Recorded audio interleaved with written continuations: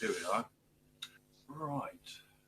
Well, we're very pleased to welcome Ruth Laurence, who's going to talk about discretization of calculus and hydrodynamics.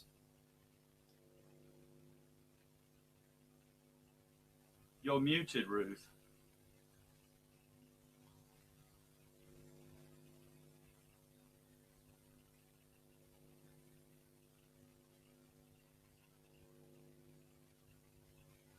Um,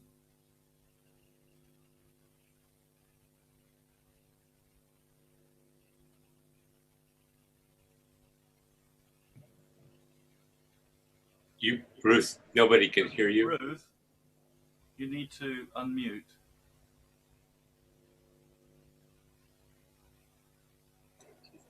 Ruth, you have to give the lecture. Oh dear. I think the host can unmute somebody, right? Or well, no, the host can mute somebody. But why don't you hold up a paper sign so she can see it? Yeah. Well, we can hear you now, I think. Try again. Say something. I can't hear her. Oh, okay. Well, I've asked to unmute. Okay. Okay. Sorry. Okay. Are we all back again? Do you hear me? Yes? Yeah? Start broadcast. Okay. Oh, except the microphone isn't on. You don't hear me. I've something. Do you hear the microphone? We hear you now. We can hear you. We hear you now. You do? Yeah. Yeah. Oh, good. Good. Okay. Excellent. So let me now just to hear. Okay. So here we'll stay muted. Good. Excuse me. Okay. So so first of all, thank you for the invitation. It's very nice to be amongst such a group of people, and I guess at least we have COVID to thank for having this wonderful seminar series, which I guess has been running now for almost a year. I have so many people from different parts of the world to be able to meet. Yes. Okay, so what I'm going to be talking about is discretization of calculus and hydrodynamics. It is joint work with mainly with Dennis Sullivan, also parts of it with Nissim Ranade and several of my former students, Nir Gadish, Itai Griniasti, and Noor Siboni. Okay, so some of the motivation for what we're going to talk about came from the desire for discretization. So I'll just write up Navier-Stokes equation. From our point of view, we don't really need to know anything about the details. The point is, hello? I hear a strange sound. Is that okay? You hear me? Okay, good. So here is a form of the Navier-Stokes equation in the case of an incompressible fluid. So this is an equation for the velocity field. So in the case of incompressible fluid, when you have the simplest situation, we have the condition that divergence is also 0. Okay, so really all we need to notice about an equation of this form is, of course, it's a PDE. It's for the quantity ui, so that's the velocity field, and its components, which are functions of time and space. And so, of course, in the equation, we have differentiation with respect to time and also with respect to space. In order to put such an equation on a computer, you need to discretize. And it's this discretization which requires, well, so normally what you do is you take the functions of space and time and you, whoops, hello? No, something is not connected. Are you there? Sorry, did you say something, Ruth? We can hear you fine, Ruth. Yes, did you Yes, hear we me? hear you. We hear you Oh, fine, okay. Ruth. Something disconnected at this end, but I hope not too much. Okay, so I was just saying that so we discretize by turning the. So in this case, we're going to not worry about discretizing time, simply space. So we want to turn the PDE into an ODE, which will give you the evolution of functions of time, of which are defined on lattice points. Okay, so we still have differentiating with respect to time, and we have partial derivatives with respect to space variables, which we turn on discretization into some sort of divided differences. So simplest way, you would have a divided difference in the J direction, or you could have equivalently symmetric divided difference, something of this form. Okay, so that's all very nice and well. The only trouble is that the original differential equations involve the usual different operators of vector calculus, div, curl, and satisfy usual identities. And that means there are several different forms of writing the continuum equation. So for example, I'll just write to, again, the actual equation is not relevant for us, but the fact that there are these different forms. So I'm writing exactly what I wrote above again. This is called the convective form. And then there's another form where you take this term here and you write something slightly different. You swap around the two terms and you write it in this form. So these different forms, this is called the conservative form, and this is called the other is called the convective form because it involves the convective derivative. And you can see different things from them if you're looking at it from a physical point of view. And also this conservative form allows you easily to define what the Laurent weak solutions, where you multiply through by some extra distribution, and then you integrate by parts, and that you can do because you have this D out here. Okay, so the main point being that there are these different forms and that they are equivalent in the continuous sense. And why are they equivalent? Because, so in the simplest case that we've written here, the derivative of the product we can evaluate using Leibniz in the usual way. And in this case, this is zero because that was our condition of incompressible fluid. In the case when it's not incompressible, we can do a similar thing. But the main point is that we have this Leibniz formula. So the problem when you try and discretize is that these sort of formulae don't hold. And that's really the subject of the lecture. What happens if you look at this particular feature of discretization? So, okay, so the fundamental problem is Leibniz. So if we just look at this differentiation of a product that we normally expect, what happens when you discretize? So we're just going to use a divided difference that we wrote up there, and we'll just pretend that we're in one dimension, perfectly enough to see what we want. So when we discretize, this fg prime turns into a divided difference of f times g. In other words, f times g at x plus h, so f at x plus h times g at x plus h, minus f times g at x divided by h. And that's one side of the equation. And the other side of the equation is f prime, which is its divided difference, times g plus f times its divided difference. And the problem now is that this no longer holds. So this is not true. On the other hand, it's not so far from being true. So in particular, if I change this to g of x plus h, you'll see that it does hold. So I left this f term as it is. And if I do that, then it does hold. So this is one way of making it hold. So this is a correction. Another way of making it hold is if I leave the g term and I change the f to x plus h. And a third way of making it hold, well, so I can go back to the first statement that we made. We said that if we change g to g of x plus h, then it would be correct. Okay, so we can start writing what we wrote at the beginning, which wasn't correct. And then remember that it would have been correct if only we'd written g of x plus h. So we need to add f of x plus h minus f of h over h times g of x plus h minus g of x. So I'll write that as this over h, and then I have an extra h here. Okay, so what have I got?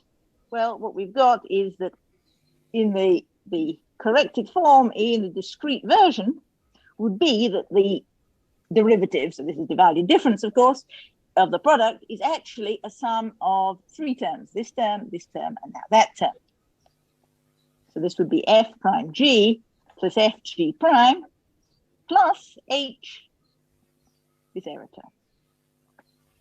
Okay, so that's one thing we could write. And then we saw earlier that there were other things we could write. So there was this correction, and this correction is, you can write this way, you can say that it is f prime, instead of multiplying by g, you have to multiply by a shifted g. So that's another one. Oops, sorry. And then there is a third one, which was b, and that was this one, that if you took f prime times g and you shifted f, you wrote f as x plus h. Here, g prime. Okay, so these are correct analogs in a discrete case of Leibniz, and that is so that is something that we're going to bear in mind when we try and make something more interesting out of this. Okay, so now let's talk a little about differential forms. Oops, sorry. Okay, so if you have differential forms on a manifold, then they form a differential graded algebra. So the forms have a grading, degree, you have a wedge product, and you have exterior D, which has a grading of +1 and has D squared equals 0. And of course, they satisfy all the usual properties. You have commutativity, well, graded commutativity. In other words, you have to take account of the grading. You have associativity, which you normally never bother writing. And you have Leibniz, again, derivative of the product, and you have to take account of the grading. So this is commutativity, this is associativity, and this is Leibniz. And you can think of this last rule as saying that D and the product commute. So this is D of the product, and this, so to speak, is the product of D. So you're acting on two variables, so you can apply D to either of them. So you can think of it like this.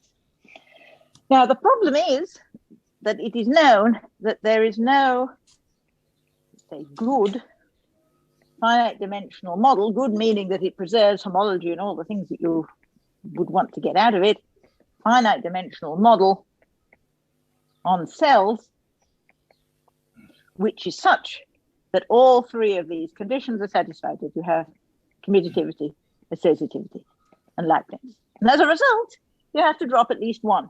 So if you're going to subdivide into cells, then you need to drop at least one of these. Okay, so if you subdivide into cells a la Poincaré, then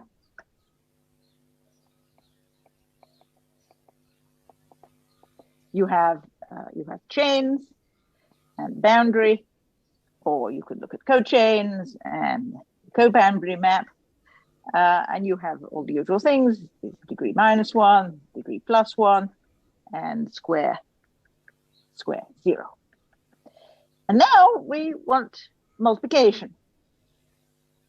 So if we just begin blindly, as though we knew nothing, zero cochains, so zero cochains are just functions of vertices. And there's no problem in multiplying functions. You can just multiply them pointwise, just so. Okay, now what about one cochain? So what do we want? We want to have, for example, that a 0 cochain times a 1 cochain is supposed to give us a 1 cochain. So if we started with here an F and here a G, then what we want something that's going to give us values on a 1 cochain. So we have some cell here, A, B, E, and we want to produce some value on this. So what are we going to have for F times G evaluated on E? Well, F was a 0 cochain. We've only got 2 points here. So it's either F at A or it's F at B. And we've only got one cell. So this is what we're going to have, one or the other of these. And if you thought of it more generally for arbitrary cochains F and G, then again, well, what about the product? So we already said that at a point, we're going to define it just to be the product at the point. On an edge, well, we could do something like this. Well, so now you could take the piece which is 0 cochain of this and the 1 piece of that and write what we've written, and then there's the other way around. So you could write F of E, G of B. So the formula I've written here is exactly what you would use in cup product, the Alexander-Whitney cup product, and that is well defined on cochains, on simplicial cochains, and of course it satisfies that the co-boundary satisfies the usual property. In other words, we do have Leibniz, and because of that gives you a cup product on cohomology. Okay, so you can think of this, another way of thinking of this is that you need to have a cellular approximation to the diagonal.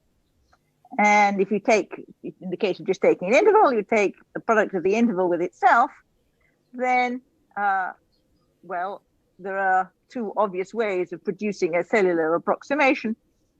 Either you go around one side or you go around the other side. So you can go either around this side, which is effectively what we've done here, or you can go around the other way.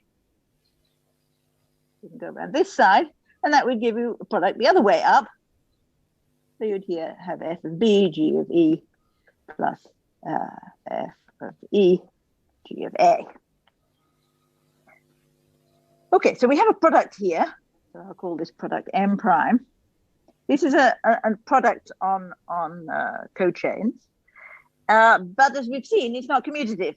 If you swap it the other way around, then you get this product, which is not the same.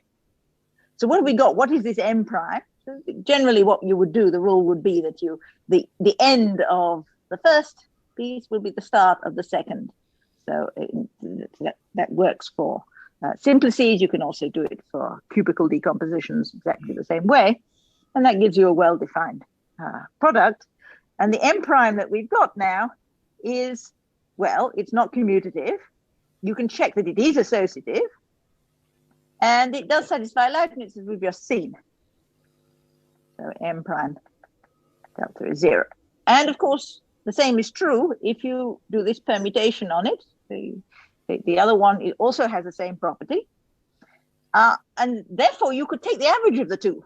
So if you take the average of the 2, you'll get another product. So it's half this way round plus half the other way round. And now, by force, it's commutative. But it's not associative.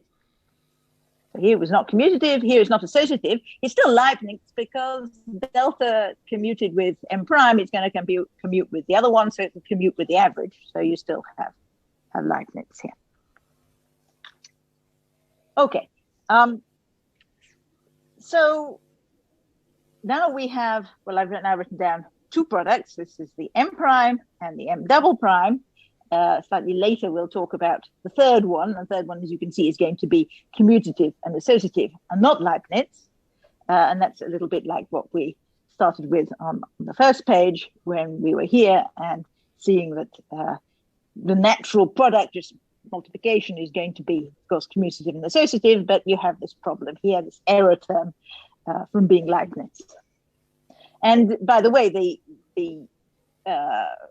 M prime that we used here is really analogous to what we were doing here. So if you think of it, take the dual in the right perspective, then exactly what we said, that delta and m prime commute is saying giving the formula that we've written here. Okay, so I think it's not something that I like doing, but I'm going to cheat. I wrote these up earlier, and I'm going to go here because it'll make it slightly faster. So I'll just point at what we have here. So now, if we change the notation, shift down degrees by 1. So on the previous page, the degrees were the dimensions, and now we're shifting, so degree down by 1. So a point will become now of degree -1, and an edge, one cell will be degree 0. So now we're going to also swap over. So we had a multiplication on cochains, and we're going to take the dual and get a co-multiplication on chains. It was commutative. This is the m double prime. And so now it's going to be co-commutative. And being co-commutative in the graded sense after we've shifted down by 1 means that you can define, if you take the free Lie algebra generated by cells, so we're doing yes, then we will get a map on that, which is defined by this m double prime. And the map we will get takes A, so that was at a point. Well, you remember at a point, we had the definition on the previous page that that products were defined at the point. So in fact, if the x is going to x tensor x, when you look in the dual picture.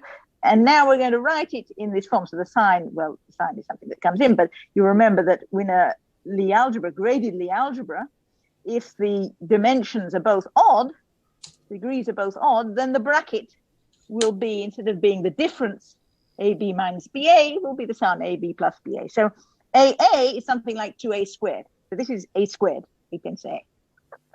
And similarly, the E, so where does E come from? E comes from this picture here. So this is what we had. We had essentially,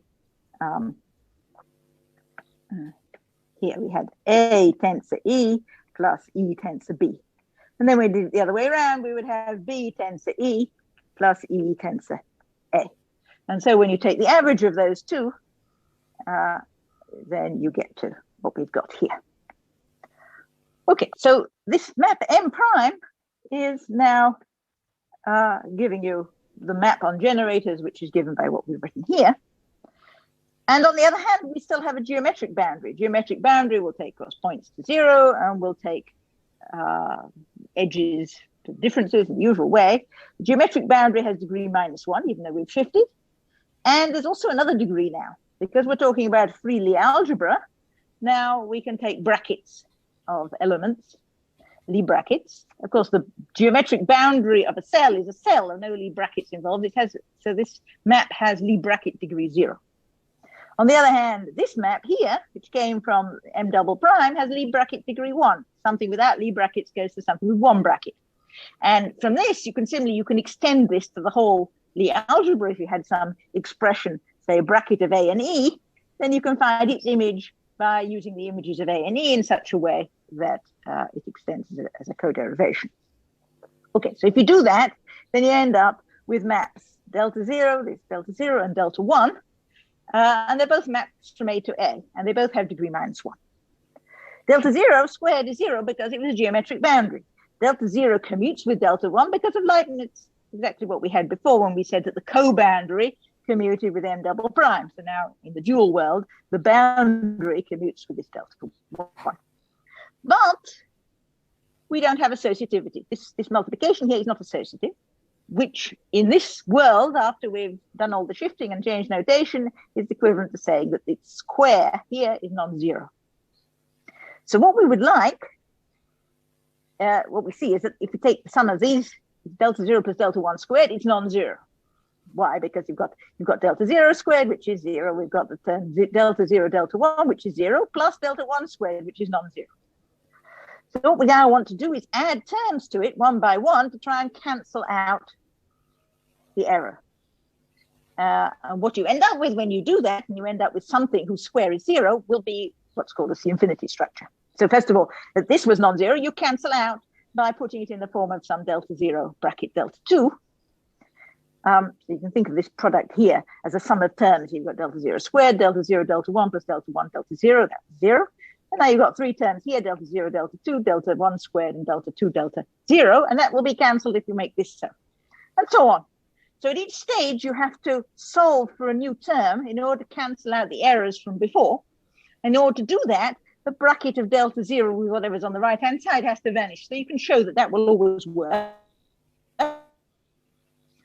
And that the acyclicity of the structure will mean that you can always then solve for the appropriate operators here on this side of the picture in order to complete it. And you can carry on iterating the procedure. Oops. Are you still there?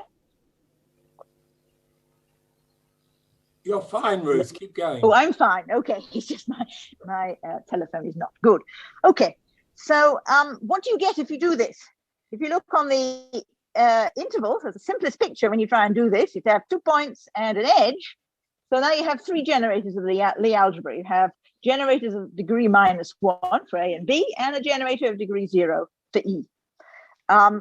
So, well, as we already said at the beginning, we have these, the boundary of a point, of course, is 0.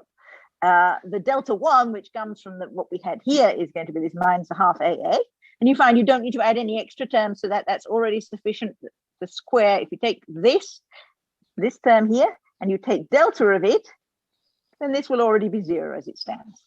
But the geometric boundary of the edge is B minus A. And then we add on this extra term that we got above, you'll find that if you take just this, its square is non-zero. And so you have to add additional terms. And these are the terms that you need to add. And this is what we did some time ago with Dennis Sullivan. And you find that the coefficients you need are given in terms of these Bernoulli numbers. So that's the interval. And this is the unique solution which works for an interval. So Dennis Sullivan has a proof, a general proof for any CW complex that you can carry out this construction. You can produce a model, which is a differential graded Lie algebra, where the generators are cells whose degree is 1 less than dimension. The piece of the D map, the differential map, which involves no Lie brackets, is the geometric boundary.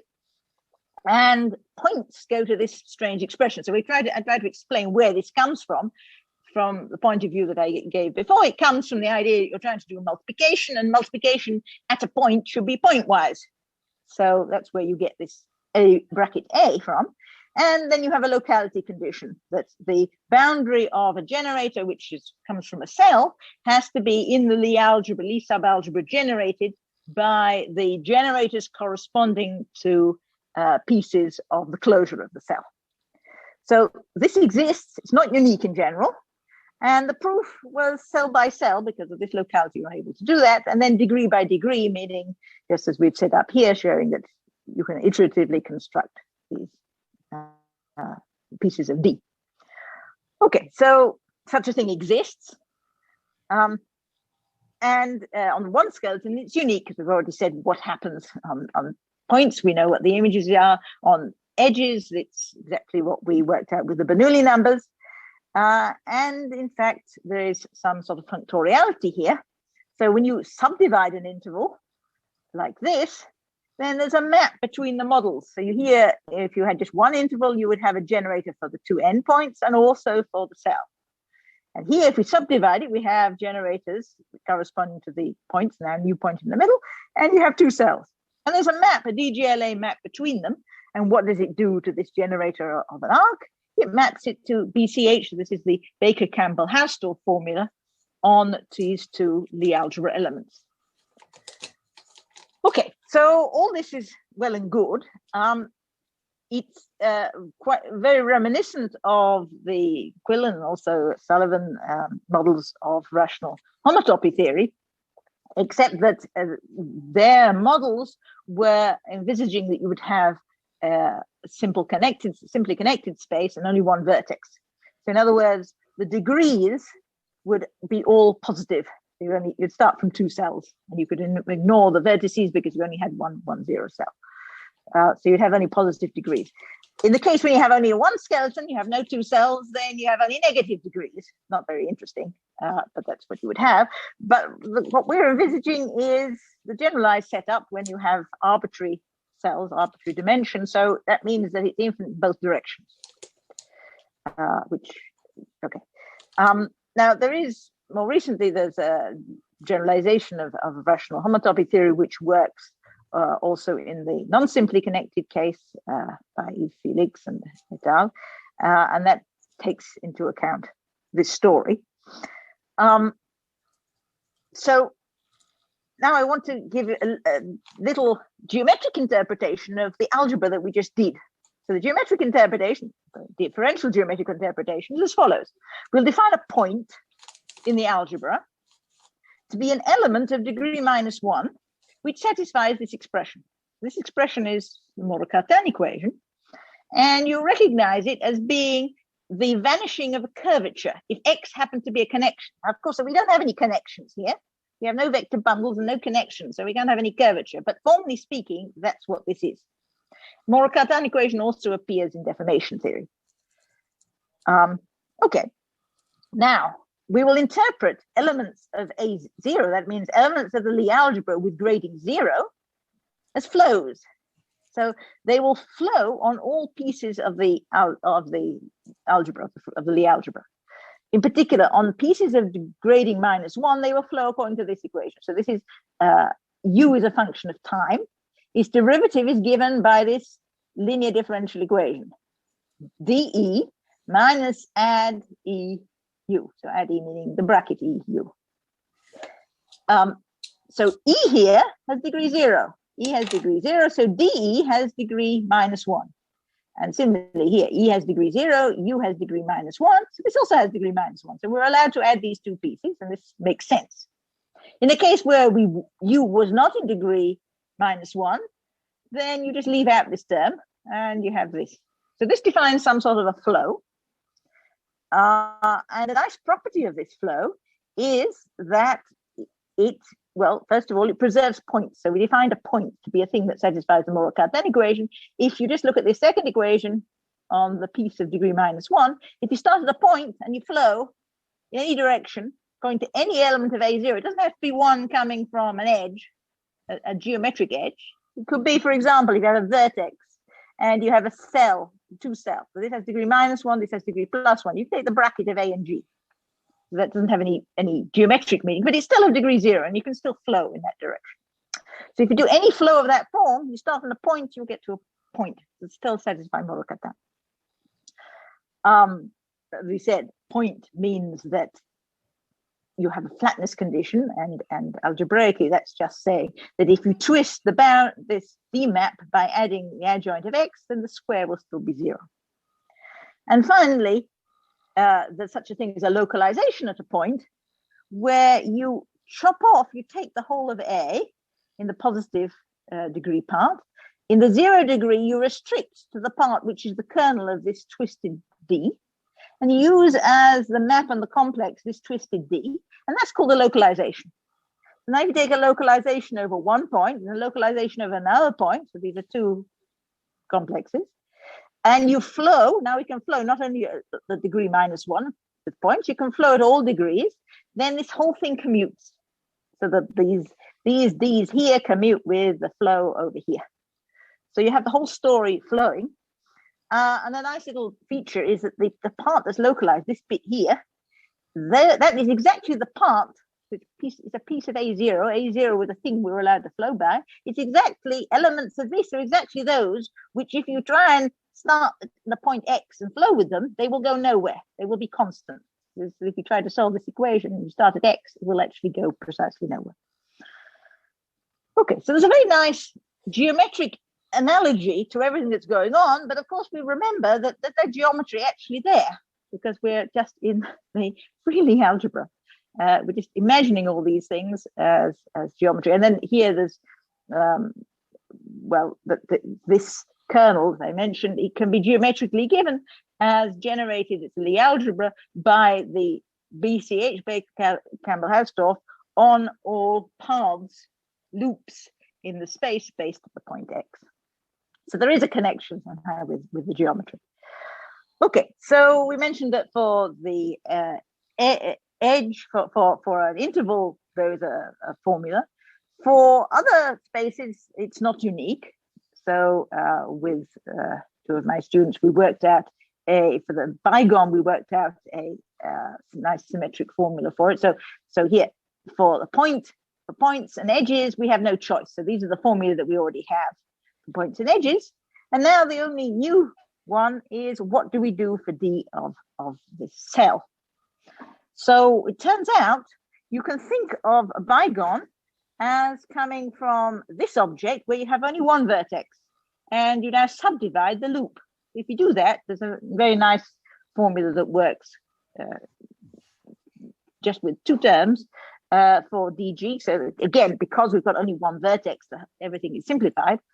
And this is the formula. And then if you split it according by the decomposition, by the subdivision, then you find you get some sort of a formula here. This is not symmetric because it depends. A comes in an asymmetric way. You could simply write down a formula if you split it at B instead of splitting it A. And from this, you get the idea that if you want a symmetric formula, then you need to somehow split it at a symmetric point. So you have to find a symmetric point. And it is, in fact, possible inside the Lie algebra of the boundary to find a point which is symmetric, point meaning a solution of Moore-Cartan, symmetric meaning under the obvious symmetries, you interchange A and B and interchange E and F. So it's possible to actually do that. Okay, so in similar ways, we found nice symmetric formulae for the model on a triangle and a model on some sort of a banana shape, three-dimensional cell with n ridges.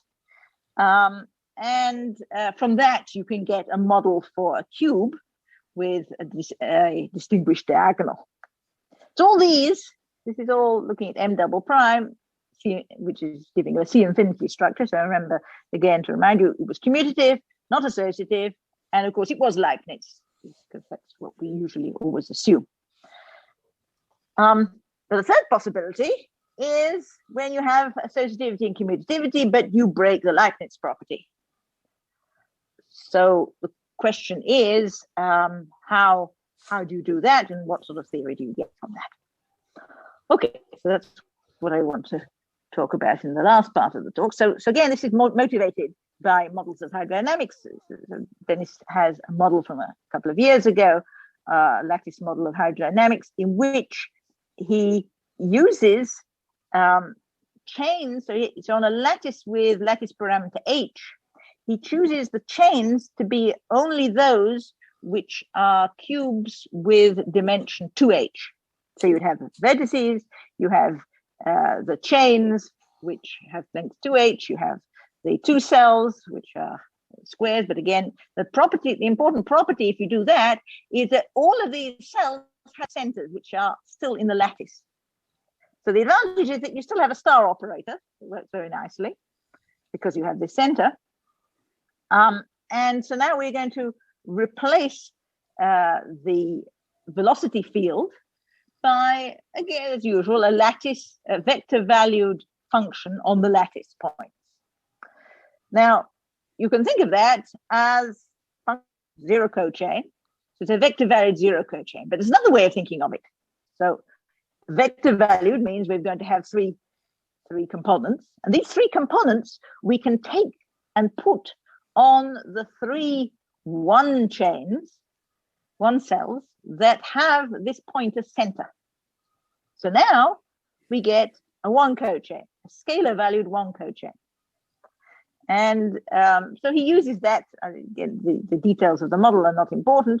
He uses that to write down some sort of an ODE, which actually was programmed. It's called the momentum model. And he got that not by starting from the original differential equation, but rather by starting from the physics and seeing what, writing down a good approximation to the equation of motion directly, momentum conservation directly from the physics. And you get something like this. Okay, now there's another model, which you call the vorticity model. And again, the difference between these two is essentially in here you have delta of a product, and here you have the product outside. So essentially you had a little bit notation change, doesn't really matter. You have to somehow apply Leibniz in order to get from one to the other. Now, in the continuous case, these would have been equivalent. In the discrete case, they are not equivalent. These two models are not equivalent. And in fact, they run completely differently. They have different properties. So this momentum model was not very good. Numerically, it was not very stable. Vorticity model was stable. And one of the reasons is that you have a discrete energy conservation, and you also have what's called the transportation of vorticity exactly on the nose according to this model. Okay, so it's interesting, as you can see, to know something about the error from the Leibniz rule. And the objects that are coming in here are star and delta and D. So I should say, if we look at this again, what's going on here?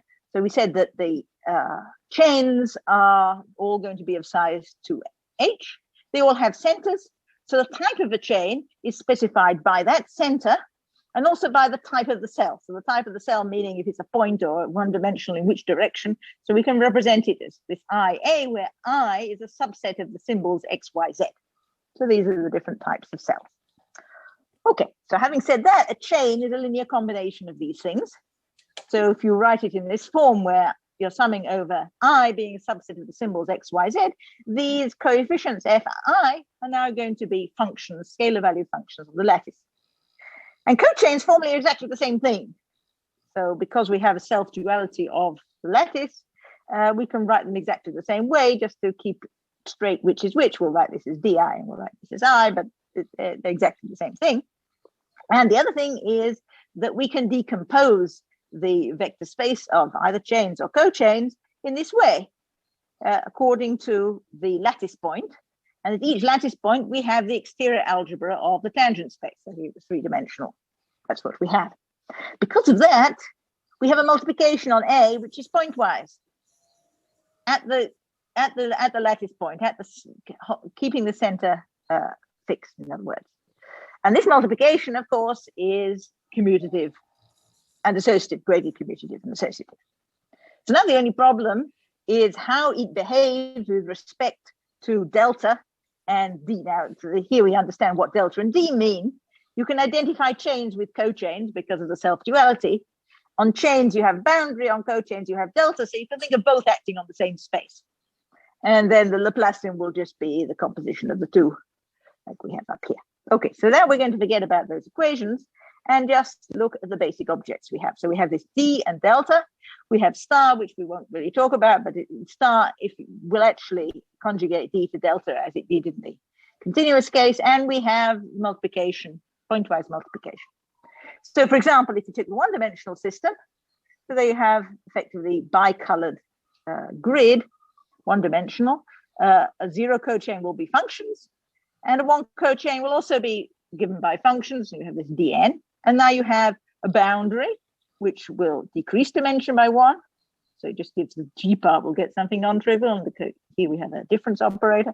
And the co-boundary, which will have degree plus one. So that will take the F to here. So they both have, whoops, this should be a Dn here, yes. So they both have a similar form involving a finite difference. Okay, so now I'll tell you some general theory. If you have a vector space with a commutative associative product, again, everything graded, and a D whose square is 0, then you can construct what are called higher infinitesimal cumulants. So these measure the extent to which D differs from the Leibniz property. So D1 is just D. D2 is the difference. This would be 0 if we had Leibniz satisfied. And D3 is a sum of 7 terms. So if D2 is 0, then we have a Leibniz property, we would have a differential graded algebra. If D3 is 0, we have what's called the 7-term relation, and we would have a BV algebra. Okay, now, so there's a little bit of algebra here. This, you can take the symmetric power of V and consider it as a co-algebra, and then any map can be extended to a co-derivation. Okay, so if you do that to these Ds that we've just written here, then they'll all give maps in the same space. Essentially, it means that you act on a product, you just act by the dn on the piece that you can see, and you act as the identity on the rest, and you sum over all possible ways of doing it. If you do that, you can take the sum of all these, and it will have square zero. So this is just like the infinity structures we were talking about before. In fact, it can be thought of as what's called a commutative BV infinity structure. Now, so the theorem we get is that if you apply this general procedure to, well, we have two possible stories. We have chains with boundary and product, and the other is cochains with co-boundary and product. So we said that chains and cochains are essentially equivalent because the lattice is self-dual. So what we get is, if you apply it to M and delta, then that's cochains, then this kth higher infinitesimal cumulant is divisible by h to the k minus 1. What that means is that you can write the formula for this applied to k cochains as a sum of products of divided differences. Or if you want to not take this h out, it will be a sum of products of differences, and those products will be of length k minus 1. And if you do that in the case of chains, then you get a power of k minus 2 coming out. So what does that mean? So the first level, if we took h to be 0, in fact, effectively look at everything mod h, so that means that when you get already to delta 2, this will already be divisible by h, so that would already vanish. So already at the level of delta 2, this would vanish. And what did that mean? That means we have Leibniz, so we have dGA. And what is that in the limit h goes to 0? It's differential form, what we wanted. On the other hand, if you go to chains with del, then the factor here is only h to the k minus 2. So if you look at del 2, it is not 0. So I guess here this should have been a del. But del 3 is. And what does that mean? You have the 7-term relation, you have a BV algebra. So this, in the limit h goes to 0, is the BV algebra of vector fields. And the del 2 term here is the Lie bracket of vector fields. Okay, so that's the limiting story, the continuous version, which we already knew about. The new thing is the actual divisibility properties, which, as I said, you can think of as a commutative BV infinity algebra, and we prefer to identify it as a binary QFT algebra using the language of J. sub Park. So, so that's one part of the story, and then going back to the general theory. So now we want to look at what happens when if we're actually discretizing a differential equation. Then, of course, what one usually does is run a model, and then if it doesn't work very well, you decrease h, you subdivide your, you make your lattice smaller and see what happens. And so you want some sort of connection between lattices of different sizes, and this will be a renormalization map. So the point about this theory is, so here we've written the general theory again, the maps, so here going back to the general theory we had here, these high infinitesimal cumulants that we wrote down actually come from a more delicate structure inside this co-algebra S star V, something called the cumulant bijection. So again, if you take a map from S star V to V, which is multiplication, so here an element of S star V is just going to be some wedge V's, and you map it to the product. So because it's commutative and associative, you can multiply it. So this will give you a map, and that map you can lift. So as we said, we can lift any map to a co-derivation. You can also lift it to a co-algebra map, and this is this thing tau, which is called the cumulant bijection. So just to write it out explicitly, this is what it looks like. It's some combinatorial object which exists in general. And the important thing is it's a bijection, so there's an inverse, and the inverse has combinatorial factors in it. Okay, why is it interesting? Because it allows you to get this D, you remember, was the object, the sum of all the higher infinitesimal cumulants. You can get this D by conjugating the original D we started with. And because the original D had square zero, that explains why this has square zero. Okay, So still, why did I tell you all this? The reason I told you all this is because of functoriality. Now we do subdivide our lattice. So if you have a fine lattice cochain, you might want to integrate it to get a coarse lattice cochain, or the other way around on chains, to crumble a coarse chain into a fine chain. That gives you a map between the vector spaces corresponding to these two situations. And this will be a chain map, so it commutes with the corresponding D. But it does not respect the algebra structure, of course, does not respect the multiplication. But what you can do, now that we recognize that D is given in this form, so you now have this side of the picture here. You have a map, this is the cumulant bijection, you have the D, and then you have going back again T inverse, tau inverse, and that is what generates this big D here. Now you can do exactly the same thing on the other side of the diagram, and now you get from your chain map here, your crumbling map or integration map, you get natural maps going across here. Everything commutes, and what that does is generate for you a map here which intertwines these two Ds. So what that means is you have an intertwiner between these two infinity structures, and it is, if you look at the components of this, so you write it out explicitly, these are the higher commutative cumulants of the smoothing map, integration map, whatever you want to call it, with respect to the two algebra structures on the two sides. So I've written down what that looks like explicitly here. So here, the multiplication here is a multiplication on the right-hand side. Multiplication here is a multiplication on the left-hand side. And so this is some sort of measure of the extent to which the bar map did not respect the algebraic structure. Okay, so this tells you that not only have we got these structures D, which contain, this is the sum of all the infinity structure, but we have a renormalization map, these sigmas, which go between them. And we now go back to our particular case. So the theorem is that in our two cases, these renormalization maps also have the property of some sort of divisibility by powers of H. So the way you could say that is this binary QFT algebra, so that's a structure which has certain divisibility properties, also has a renormalization map corresponding to the change of scale, which preserves this structure. Okay, so what we've been talking about here is what you might call a quantization of space. It's giving a very explicit tower of structures together with all the correct maps between them that respect precisely the infinity structure.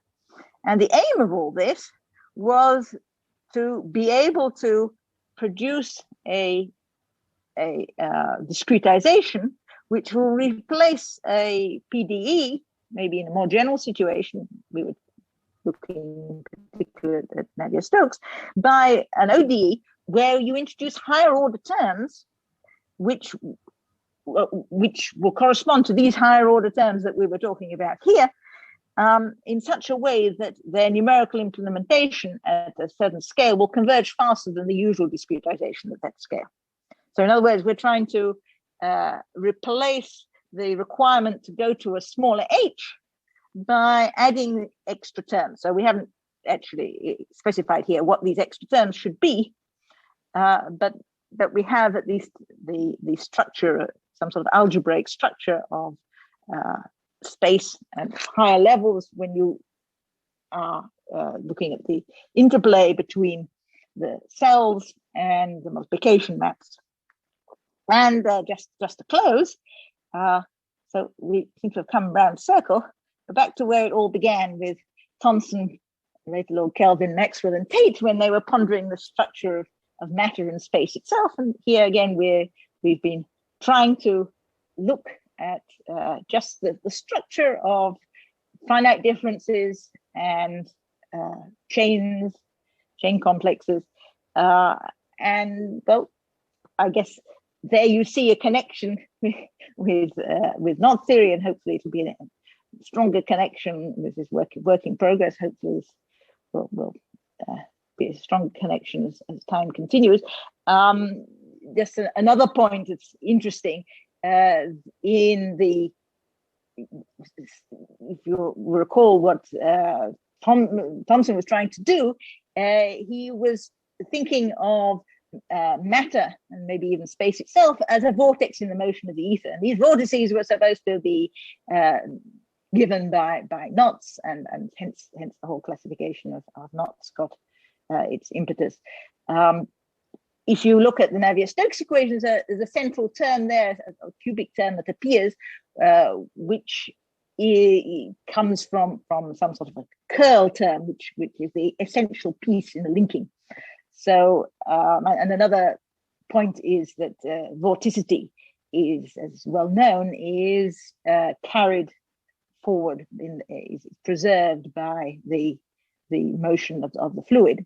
And so there seem to be various interactions which are still not at all understood between these structures. Okay, so let me leave it at that.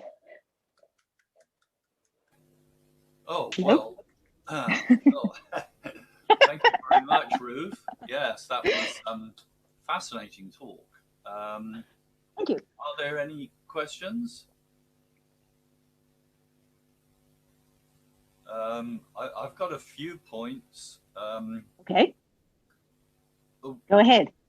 Well, very important. Do you have a write-up of this, which we can put? Oh, yes. Well, there are various papers. So this last one here is in the memorial volume for Attir in the Quarterly Journal of Mathematics. So that just came out.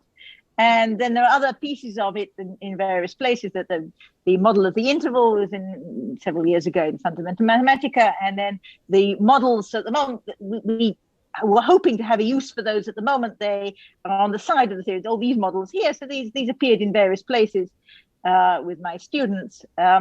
We're not using them directly at the moment because we went off in a slightly different direction of modifying the Leibniz relation instead of modifying associativity. So all these are also published in various places. I think on the abstract, I think I gave a list of links to archive where various of these things are written. Great. So if you could send me the references, that'd be great. And Oh, sure. Yes. No problem. Yeah. If you send us relevant references, we will put them in the Dropbox and make them available to people. Oh, yes, no problem. We'll do. Oddly enough, when I was listening to the World Service at the Sea last night, and I heard the term Navier-Stokes. So quite a coincidence. There's a series by Jim Al-Khalidi on the life of academics, and yes, there was an engineer who'd done engineering with extra maths, and she's now an expert in ventilation of the flow of air through buildings. So obviously that with COVID being oh yes, by tiny particles is obviously very important. That's important, yes. Yeah, so... well, there was something in the news, I've forgotten his name now, Tarek, I've forgotten his second name, but he proved that there are solutions of the Euler equations of Navier-Stokes without viscosity, which blow up at finite time. He actually constructed such a solution. So that was something that was in the news recently. It may even have got to the popular press. I mean, analysts, who study partial differential equations are always banging on about, subdividing things into squares and so on. And yes. So, do any of them relate to you at all about? Well, that's what we're trying to do. We're thinking that this is probably quite new because we're trying to use algebraic topology ideas in a field where those ideas haven't really been used. So people usually just discretize in some ordinary way, and then if they see too much variation, they may cut that particular region up into finer. But we're trying to be very precise about these error terms and use algebraic topology ideas in order to get further. That's the whole aim. That's Well, Dennis's these analysts big are idea. going to have to learn a bit of topology. So Yes, indeed. That's right. Yes. So we have Dennis has a team that's actually implementing this numerically on a supercomputer. And we're getting somewhere, but I'm involved in the theoretical end mainly, and we still have a way to go to actually get something useful. are there any other questions? I just have I don't know, an observation. It seems to me that the differential equation, the PDE, is actually an approximation to the reality, because if we're thinking about a fluid, we're actually thinking about approximating the fluid by approximating a bunch of particles moving rather than a fluid itself. Yes. So it may be that discretization is actually more real than the continuous. Right. But I very much agree with you. Yes. But there's still, the point holds that there are many different discretizations. So if you start from the continuous model and hope to discretize that and get something that's better, then you're very much relying on luck. So if instead you start the other way around, you have maybe a better chance of getting something that's more reasonable, that's more physically relevant. But yes, you're very much right. And obviously everybody's interested in the questions of turbulence, and that's what we're interested in too. And there are other groups that are thinking that quantum field theory ideas may be relevant there. And so we're joining on to some other people who are thinking about that sort of idea from the physics end, and we're hoping to meet somewhere in the middle. Yes. When in the talk you talked about writing down the equations near the end, were you modeling them on the basis of a discrete model for the physics? Yes, well, that's the idea. Yes, I mean, the equations I wrote down were taken, but they did not have the higher order terms. So we haven't worked out quite how to implement higher order terms. But the ones that I wrote down that Dennis had, he did take by discretizing and then writing down the laws of motion on the discretized setting, not the other way around. Yes. So, yes. And it seems that maybe some probabilistic features that will enter the model too once one really writes it down right. There's still obviously a long way to go at that stage. At the moment, we've just been looking at space itself, and now we have to put some equations on it. See how to do that. Well, if there are no more questions, just like to thank Ruth again. Stimulating talk. Thank you. And next week, I think we have Professor Dupai is talking, but I'll send around details soon. And send. Of course, this will be, the whole talk will be available on YouTube. Okay, thanks again, Ruth, and thank you. I'll end